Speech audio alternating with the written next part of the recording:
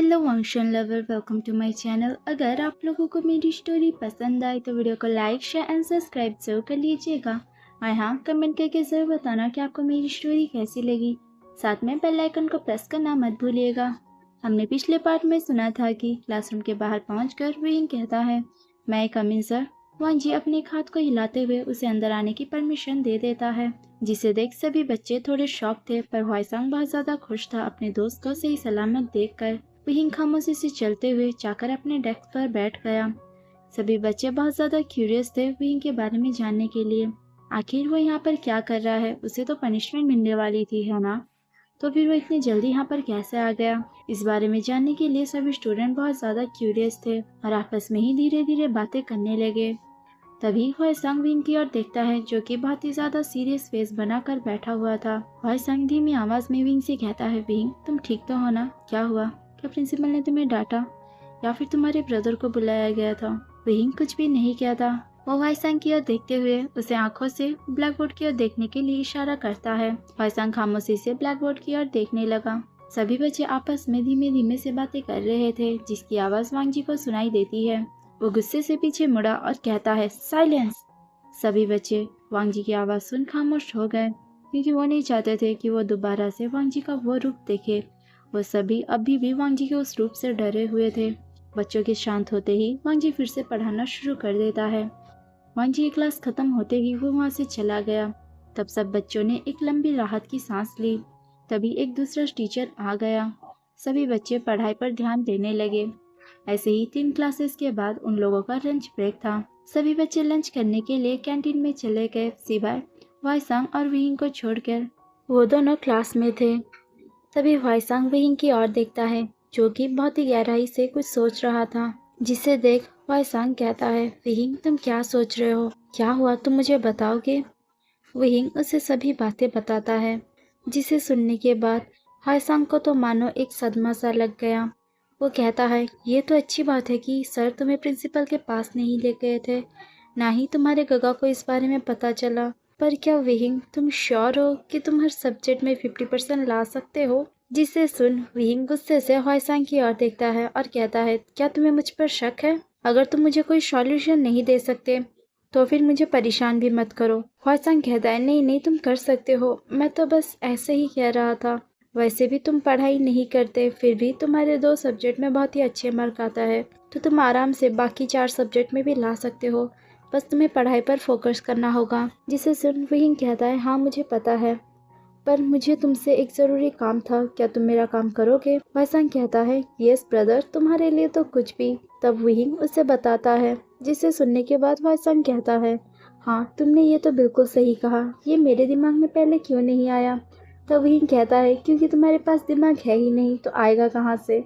जिसे सुन हुआइसंग थोड़ा गुस्से से विंग की ओर देखता है, फिर मुस्कुराते हुए कहता है, ये तुमने बिल्कुल सही कहा, पर चिंता मत करो, मैं उसे पक्का ढूंढ लूँगा, मुझे बस थोड़ा वक्त चाहिए।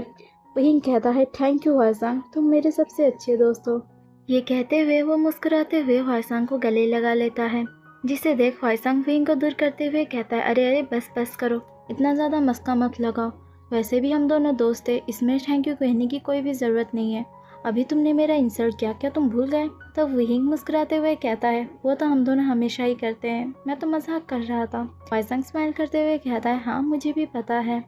तब विंग कहता है, चलो लंच का टाइम ओवर होने वाला है, जल्दी खा लेते हैं वरना हमारा लंच नहीं होगा। हुआइसंग भी हाँ में अपने सिर को हिलाता है और वो दोनों खाना खाने लगे। अब हमें स्कूल की छुट्टी का वक्त दिखाया जाता है। क्लासेस खत्म हो गई थी, सभी बच्चे अपने बैग को लेकर क्लास से बाहर की ओर जाने लगे। आखिर में सिर्फ हुआइसंग और विंग ही बचे थे। हुआइसंग अपनी सारी किताबों को रखकर खड़े होते हुए कहता है, विंग क्या हुआ, तुम बैठे क्यों हो, क्या तुम्हें नहीं जाना? तब विंग हुआइसंग की ओर देखते हुए कहता है, क्या तुम भूल गए मैंने तुम्हें थोड़ी देर पहले क्या कहा था? तब हुआइसंग को याद आया, वो कहता है, ओ सॉरी मैं भूल गया था। वो कहता है, क्या मैं तुम्हारी मदद कर दूं जिससे तुम घर जल्दी जा पाओगे? विंग कहता है, बिल्कुल भी नहीं, तुम्हें पता है ना, उसने मुझे अकेले इस पनिशमेंट को करने के लिए कहा है। अगर उसे पता चल गया कि किसी ने मेरी मदद किया या फिर मैंने सही से काम को नहीं किया, तो पता नहीं वो क्या करेगा, और मैं नहीं चाहता कुछ भी गड़बड़ हो। तुम चले जाओ, मैं बाद में काम कंप्लीट करने के बाद आ जाऊंगा। हुआइसंग कहता है, क्या तुम श्योर हो? विंग कहता है, हाँ तुम जाओ, वनिंग इंतज़ार कर रहा होगा। जिसे सुन वाईसांग वहिंग को बाय करते हुए क्लास से बाहर चला गया। जैसे ही वो साइकिल स्टैंड में पहुंचा, उसने देखा वनिंग अपने साइकिल के पास खड़े होकर उन दोनों का इंतजार कर रहा है। जैसे ही वनिंग की नज़र वाईसांग पर गई, वो कहता है, तुम अकेले आए हो? वहिंग कहाँ पर है? वो तुम्हारे साथ नहीं आया? वाईसांग अपने साइकिल को निकालते हुए कहता है, उसे कुछ जरूरी काम है, वो बाद में आ जाएगा। जिसे सुन वनिंग कहता है, उसे ऐसा क्या जरूरी काम है, वो भी स्कूल में क्लास खत्म होने के बाद? वाईसांग अपने साइकिल को निकाल चुका था। वो कहता है, चलो मैं रास्ते में बताता हूँ। वो दोनों ही स्कूल से बाहर चले गए। रास्ते में जाते वक्त वाईसांग उसे सभी बातों को बता रहा था। अब हम वहिंग को देखते हैं। वाईसांग की क्लास से निकलते ही वहिंग अपने बैग को क्लास में रखकर वॉशरूम में चला गया था और अभी तक उसने सफाई करना भी शुरू कर दिया था। अब हमें टीचर रूम का सीन दिखाया जाता है, जहाँ पर शुरुआत में तो कुछ टीचर थे, पर कुछ समय बाद उनका काम खत्म हुआ और वो वांगजी को बाय कर जाने लगे। वांगजी यहाँ पर नया था और उससे बहुत सारे काम दिए गए थे, जिसे करने में उसे वक्त लग रहा था। शाम होने वाली थी, वांगजी का काम खत्म हुआ। वो टीचर ऑफिस से बाहर निकला और वहाँ पर लॉक लगाकर आगे की ओर बढ़ने लगा। कुछ दूर आगे जाते ही उसे वॉशरूम से कुछ आवाजें सुनाई देता है।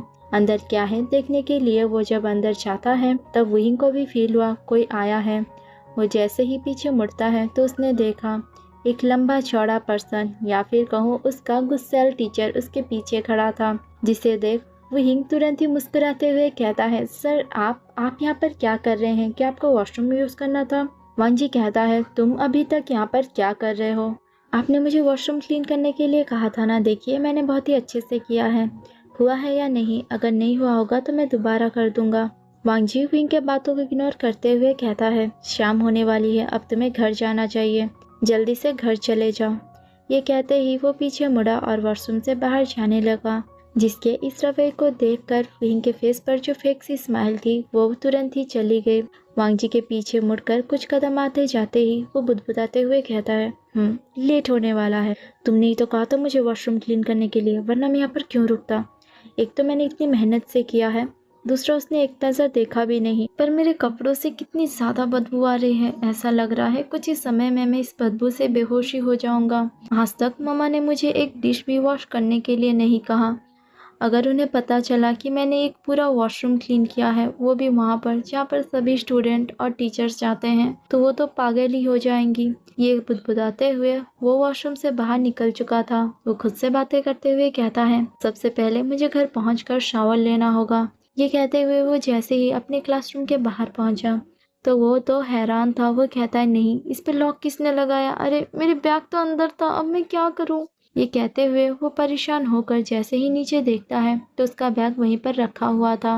वो खुशी से अपने बैग को लेकर साइकिल स्टैंड में चला गया। वहाँ पर एक साइकिल और एक बाइक थी। साइकिल तो वहीं का था, पर बाइक किसका था वहीं को नहीं पता। वो न्यू थी, इसीलिए वहीं ने भी उतना ध्यान नहीं दिया, क्योंकि उससे ये बदबू बर्दाश्त ही नहीं हो रहा था। वो तुरंत ही घर पहुंचकर शावर लेना चाहता था। वो अपने साइकिल को चलाते हुए स्कूल से बाहर चला गया। तभी वांगजी बगल से बाहर निकला। बाइक पर बैठकर वो जैसे ही मेन गेट के पास पहुंचा, वो वॉचमैन से कहता है, स्कूल में कोई भी नहीं है, आप लॉक लगा सकते हो। ये कहकर वो वहाँ से चला गया। घर में पहुंचते ही वहिंग अपने बैग को एक कोने में फेंक देता है और सीधा वॉशरूम में चला गया। आधे घंटे तक वॉशरूम में नहाने के बाद वो कपड़े पहनकर वॉशरूम से बाहर निकला और सीधा आकर सोफे पर जंप करता है। उसने अपनी दोनों आंखों को बंद रखा था और कहता है, अब कितना अच्छा लग रहा है, कितना ज़्यादा रिलैक्स महसूस हो रहा है, पर मेरे हाथ पक्का दर्द करेंगे कल। ये कहकर वो सोफे में खुद को थोड़ा आगे घसीटता है ताकि उसका हाथ रिमोट तक पहुंच पाए। हाथ में रिमोट आते ही वो फिर से सही से लेट गया और रिमोट से टीवी को ऑन कर देता है। वो खुशी से टीवी देख रहा था। 2 घंटे तक एंजॉय करने के बाद उसे याद आया, ओ नो, मैं तो इस बारे में उससे पूछना भूल ही गया। ये कहते हुए वो वनिंग के घर पर कॉल लगाता है। तो रिंग में वनिंग ने कॉल को रिसीव कर लिया। वहिंग कहता है, वनिंग क्या ये तुम हो? वनिंग कहता है, हाँ वहिंग मैं हूँ, बताओ तुम्हें क्या काम था? वहिंग कहता है, वो दरअसल मुझे एक ज़रूरी काम था, क्या तुम मेरा काम करोगे? वहिंग की बात सुन वनिंग कहता है, मुझे पता है तुम्हें क्या चाहिए, चिंता मत करो, बस तुम अपनी कॉपी को लेकर आ जाओ, मैं एक एक कर बुलाता हूँ और तुम वैसे ही लिखते जाना। वहिंग कहता है, वनिंग तुम्हें पता है ना मेरी मैथ कितनी वीक है, अगर मैं ऐसे लिखूंगा तो पक्का मिस्टेक हो जाएगा। क्यों ना तुम उन्हें सॉल्व कर कर उसके पिक्चर्स को गगा के फ़ोन पर सेंड कर दो, तो मैं उसे आराम से देखकर लिख लूँगा। वनिंग कहता है ठीक है, मैं भेज दूँगा। वहींग कहता है रुको, तुम्हारे पास क्वेश्चन तो नहीं होगा ना, मैं तुम्हें बुला देता हूँ। वनिंग कहता है उसकी ज़रूरत नहीं है, ह्वाइसांग ने मुझे दे दिया है। वहींग कहता है क्या सच में? वनिंग कहता है हाँ। वहींग कहता है थैंक यू वनिंग। तभी वनिंग कहता है उसकी कोई ज़रूरत नहीं है। वैसे वहींग, क्या मैं तुमसे एक बात पूछूं? वहींग कहता है हाँ वनिंग पूछो। वनिंग कहता है वहींग, क्या मैं तुम्हारा अब अच्छा दोस्त नहीं रहा? जब से हम लोगों का सेक्शन अलग हुआ है तब से तुम मेरे से ज़्यादा बातें नहीं करते, ना ही ज़्यादा बातें शेयर किया करते हो। ह्वाइसांग को मुझसे ज़्यादा तुम्हारे बारे में पता है। हालांकि हम दोनों बचपन के दोस्त हैं। बाद में तुम ह्वाइसांग से मिले, मुझे उससे कोई प्रॉब्लम तो नहीं है, पर अगर तुम्हें कोई प्रॉब्लम है तो तुम्हें मुझसे शेयर करना चाहिए, है ना? वहींग कहता है वनिंग, ऐसा कुछ भी नहीं है, वो हमारे क्लास में है ना, इसीलिए उसे पता था। वहींग की बात सुन वनिंग कहता है अच्छा ठीक है, वैसे एक बात बताओ, ह्वाइसांग ने मुझे ये तो बताया कि तुम्हें पनिशमेंट मिला है, पर मुझे ये नहीं बताया कि किस लिए। क्या तुम बताओगे आखिर तुमने किया क्या है? जिससे सुन वहींग एक पल के लिए खामोश हो गया। ऐसा नहीं है कि वनिंग उसे डांटेगा, पर वनिंग उसे समझाएगा, क्योंकि वनिंग टीचर्स की बहुत ज़्यादा रेस्पेक्ट करता है और वो बिल्कुल भी लेक्चर सुनने के मूड में नहीं था। वहींग कहता है वनिंग, मैं तुम्हें बाद में बता दूंगा, पर प्लीज़ तुम मुझे लेक्चर ढाने मत लग जाना, कल स्कूल में सुन लेना। Okay bye, good night. ये कहकर वो फ़ोन रख देता है। वनिंग स्माइल करते हुए कहता है वहींग, तुम भी ना, तुम जैसे बचपन में शरारती थे अभी भी वैसे ही हो, पता नहीं तुम कब बदलोगे। ये कहकर वो फ़ोन रखकर वहाँ से अपने कमरे में चला गया। अब हमें 10 बजे का सीन दिखाया जाता है। जियांग चैन जैसे ही घर लौटा, दरवाजे की आवाज़ से वहींग खुशी से भागते हुए गया और कहता है ब्रदर आप आ गए। ये कहते हुए वो जियांग चैन को गले लगा लेता है, जिसे देख जियांग चैन थोड़ा हैरान था। वो वहींग को दूर करते हुए कहता है रुको वहींग, क्या तुमने फिर से कुछ स्कूल में गड़बड़ किया है? वहींग कहता है गगा नहीं, आप ऐसा क्यों सोच रहे हो? जियांग चैन कहता है तुम नॉर्मल तो मुझे ऐसा कभी हक करते नहीं हो, सच बताओ। वहींग कहता है ऐसी बात नहीं है। जियांग चैन कहता है तो फिर ठीक है। ये कहते हुए वो आगे बढ़ने लगा। वहींग उसके पीछे पीछे आ रहा था, जिसे देख जियांग चैन कहता है अब तुम्हें क्या चाहिए? वहींग कहता है गगा, क्या आपका फ़ोन थोड़ी देर के लिए मुझे मिलेगा? जिसे सुन जियांग चैन थोड़ा गुस्से से वहींग की ओर देखते हुए कहता है क्या तुम इसीलिए मेरे पीछे पीछे घूम रहे थे? वहींग कहता है ब्रदर मुझे कुछ नहीं चाहिए, बस आपका फ़ोन थोड़ी देर के लिए चाहिए था। दरअसल ह्वाइसांग ने मुझे कुछ आंसर भेजा है जिसे कि मुझे नोट्स करना है, इसीलिए प्लीज़ दोगे ना? जियांग चैन कहता है अच्छा ठीक है, 1 घंटे में मुझे लाकर वापस दे देना, मुझे कुछ काम है। वहींग कहता है यस ब्रदर। ये कहकर वो उसके फ़ोन को लेकर खुशी खुशी कमरे में चला गया। 1 घंटे में उसने दोनों क्वेश्चन के आंसर को एक एक बार लिख लिया था। डिनर करने के बाद वो गया और फर्स्ट होमवर्क को वो फिर से 19 बार लिख लेता है। फिर वो खुशी खुशी सो गया था। इस तरफ जियांग चैन काम करने के बाद सो गया। अगले दिन सुबह हमेशा की तरह वैसे ही वो दोनों मिलकर ब्रेकफास्ट करते हैं। फिर जियांग चैन चला गया और करीब 1.5 घंटे बाद वहींग भी स्कूल पहुंच चुका था। वहींग आज खुश था क्योंकि आज उसे डांट सुनने के लिए नहीं मिलेगा और वो होमवर्क भी कर आया है, जिसे देख शायद वांग जी का गुस्सा थोड़ा कम हो जाए। क्लास का वक्त होते ही वांग जी क्लास में एंटर हुआ। वो सभी को होमवर्क लाने के लिए कहता है। वहींग भी खुशी खुशी होमवर्क लेकर सबमिट कर देता है। वांग जी होमवर्क को चेक नहीं करता, बल्कि वो सभी को पढ़ाने लगा। क्लास खत्म होते ही वो होमवर्क को लेकर टीचर ऑफिस में चला गया। सेकंड पीरियड उसका खाली था, अभी उसका कुछ क्लास नहीं था, इसीलिए वो सभी बच्चों के होमवर्क को चेक कर रहा था। वहींग के होमवर्क को देख वो थोड़ा हैरान था, पर वो उसे साइड में रख देता है। होमवर्क चेक करने के बाद वो 5 मिनट बैठा ही था कि उसका दूसरे क्लास का टाइम हो गया। वो बच्चों की क्लास करने के लिए दूसरे क्लास में चला गया, क्योंकि लंच ब्रेक के बाद वांग जी का एक और क्लास है 10C में। वो उस वक्त बच्चों को सभी कॉपीज दे सकता है। ये सोचकर वो अपनी क्लास करने के लिए चला गया। अब हम लंच ब्रेक के बाद का सीन देखते हैं। वांग जी 10C यानी वहींग के क्लास में आ गया था। उसके हाथों में बहुत सारे कॉपीज थे। वो उसे लेकर टेबल पर रख देता है। फिर उसने 2 स्टूडेंट को बुलाया और सभी में इसे बांटने के लिए कह दिया। 2 मिनट में सभी को अपनी अपनी कॉपी मिल गई। तभी वांग जी कहता है विभूषण खड़े हो जाओ। वहींग तुरंत ही खड़ा हुआ। वांग जी कहता है तुम अपनी नोट को लेकर यहाँ पर आओ। वहींग ठीक वैसा ही करता है। वांग जी उससे कहता है क्या तुमने इस सब को खुद ही किया है? वहींग कहता है यस सर, इसे मैंने खुद ही किया है। वांग जी कहता है आर यू श्योर? वहींग कहता है यस सर, क्यों कोई प्रॉब्लम है क्या? वांग जी कहता है नहीं। क्या तुम बता सकते हो तुमने इस मेथड का क्यों यूज किया? क्या इसके अलावा कोई और मेथड नहीं था? वहींग कहता है नहीं सर, इसी मेथड से इस क्वेश्चन का आंसर निकल सकता है, इसीलिए मैंने इसका यूज किया। वांग जी कहता है तुम गलत हो, कल मैंने एक और मेथड बताया था जो कि बहुत ज़्यादा इजी है और उसमें जल्दी आंसर भी आ जाता है, तुम्हें इतना लंबा प्रोसेस फॉलो करने की ज़रूरत भी नहीं पड़ती। तो बताओ क्या तुमने सच में इसे खुद किया है? वहींग खामोश था। वो कहे भी तो क्या, वांग जी ने तो उसका झूठ पकड़ लिया है। अगर उसने आगे कुछ और झूठ कहा तो वो पक्का फंस जाएगा, इसीलिए वो खामोश खड़ा था। वांग जी वहींग को गुस्से से देखते हुए कहता है क्या हुआ, तुम खामोश क्यों खड़े हो? अब तुम्हें नहीं कहना कि तुमने इसे खुद सॉल्व किया है? वहींग अभी भी चुप था। वांग जी कहता है मैंने होमवर्क सभी को इसीलिए दिया है ताकि सभी खुद से कर लाए, ना कि दूसरों की मदद ले, ताकि मैं समझ पाऊँ तुम सभी को कहाँ तक समझ आया और कहाँ पर दिक्कत आ रहा है, ताकि मैं दोबारा सही से तुम सभी को समझा पाऊँ। पर तुम तो दूसरों से करके लाते हो। अगर तुम ऐसा ही रवैया रखते रहे तो तुमने जो मुझे प्रॉमिस किया है कि तुम हर सब्जेक्ट में 50% ला के रहोगे, मुझे नहीं लगता कि तुम ला पाओगे। जाओ अब जाकर अपनी सीट पर बैठ जाओ, और हाँ, कल से सभी क्वेश्चन के आंसर खुद ही कर लाना, चाहे सही हो या फिर गलत। वहींग खामोशी से अपनी कॉपी को लेकर वहाँ से चला गया।